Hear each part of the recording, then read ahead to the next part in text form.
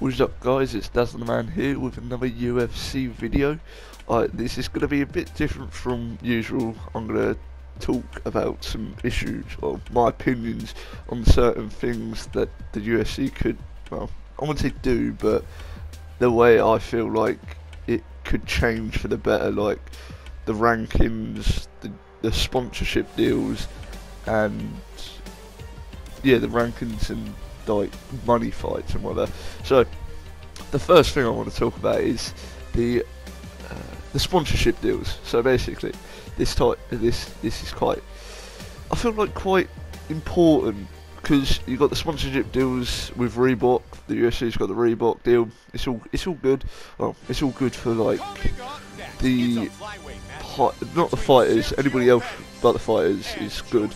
So like Dana White, and then no, not Fertitas. No, it's not them. They've sold that. So them kind of people. But the fighters, it's bad because they're not getting the revenue that they need, because there was one big difference that made me think about it, was when CM Punk fought Mickey Gall. CM Punk, he got paid, I think, $500,000 for that fight, but I think Mickey Gall got paid like 25,000, like, or 50,000, something around those lines. So that's not really sustainable. Well, I would say sustainable living, but it's not as good as it has been, because you've got the strict strict licensing. No, I wouldn't say even licensing. It's the deals that are happening. You've only got Reebok, so they're not getting any money from other sponsors. Like, I feel like the Reebok deal was good because it kind of made it more professional, because all like the UFC's got like a dress code now, or like a fight where they have to wear all the same, which is good. It makes it more professional. But I feel like the good sponsorship deals like Reebok, they've already got Reebok, Nike, Adidas, and all those like really big companies like Coca-Cola. But like with Anderson Silva, he had a massive like sponsorship deal with Burger King. But those kind of sponsorship deals, I feel like would be good, because they're not like really small companies. They're big companies, and they'll be able to market the person and try and branch out. Like in the UK, it's not as branching out as much. But if you've got someone like Michael Bisping, and he's being like sponsored by like Nike and Adidas, you'd be seeing quite a lot of advertisements towards that, and then people be more drawn towards what the UFC is about rather than just the Reebok. And I feel like at the time the Reebok deal came along, it got a frosty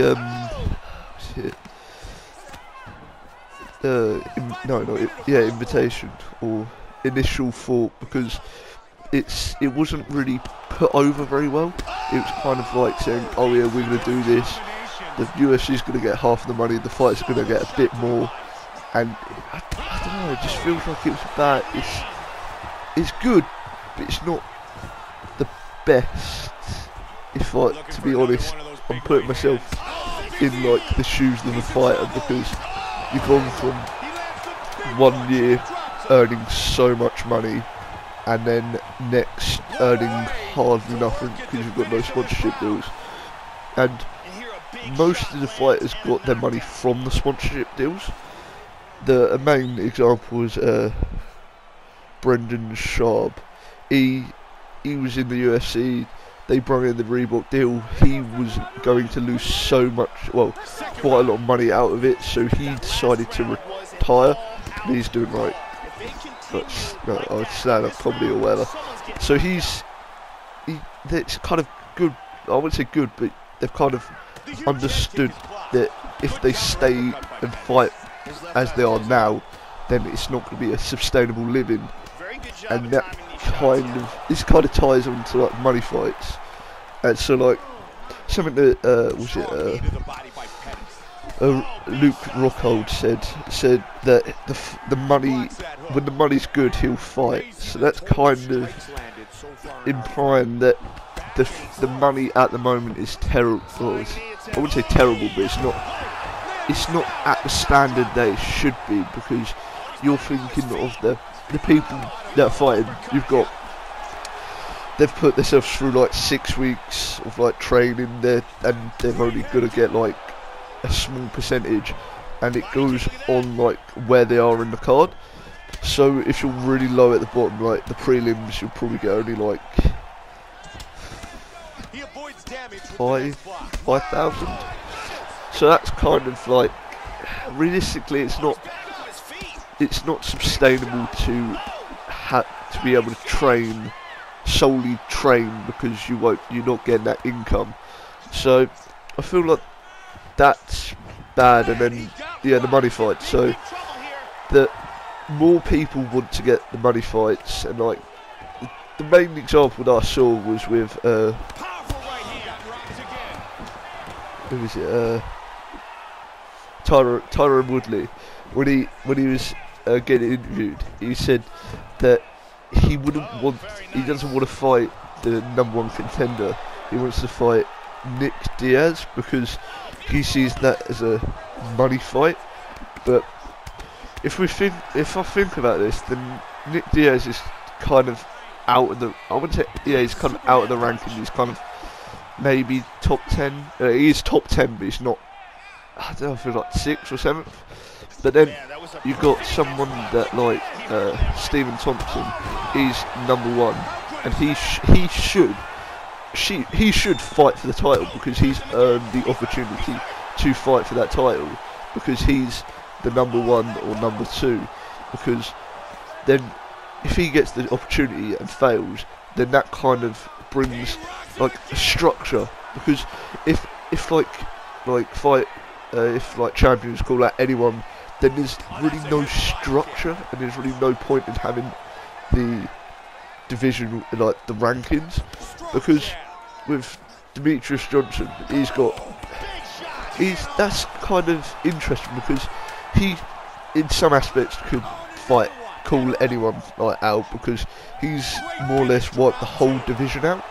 So that's kind of saying that he can choose to have a money fight, because he's proven himself. He draws like people in, so he could potentially fight Dominic Cruz and have a title, I wouldn't say title fight, but just a super fight. But like Tyron Woodley and like Eddie Alvarez and those kind of people, like Michael Bisping, they haven't really got the name behind. Well, the name behind them, because they've only just recently won the title, and they haven't even defended their title yet. So they haven't really got. I don't think they've got.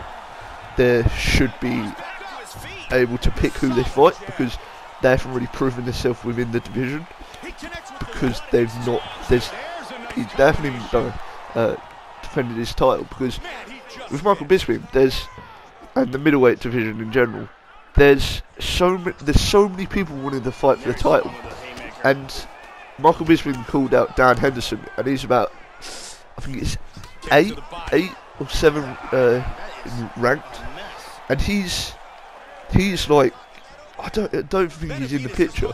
He's like out, and the only reason Michael Bisping wants to fight him is because of the rematch, and I feel like that's a money fight, but I don't feel like it's a good one, because Dan Henderson hasn't really earned it. He's knocked people out, like his last fight, I think it was against Hector Lombard. He knocked him out, and he's in like top 10 as well. So it's kind of showing that he's still really good, but I don't think he's he's got to that level. He hasn't like beat someone like Luke Rockhold or Chris Weidman, someone that's held the title for like a long period of time. So I don't feel like that's really a good fight. And the same with Conor McGregor.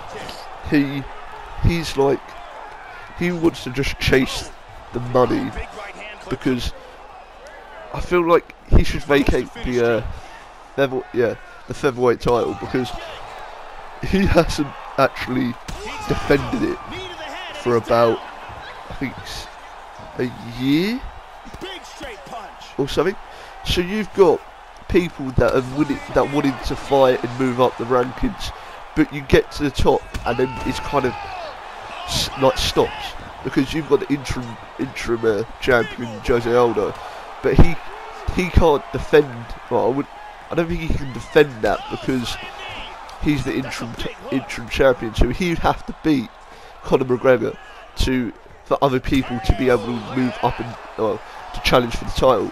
So I feel like for this, I feel like it's either got to be Conor McGregor moves back down to featherweight and beat or fights Jose Aldo, stays there for a year or so, moves up to once he's like, I don't think he should keep if he keeps the featherweight title. I don't think he should challenge for the lightweight title. I think there should be a change, because I feel like he's more suited to lightweight than featherweight, because it's just the build. He's just suits like lightweight or welterweight.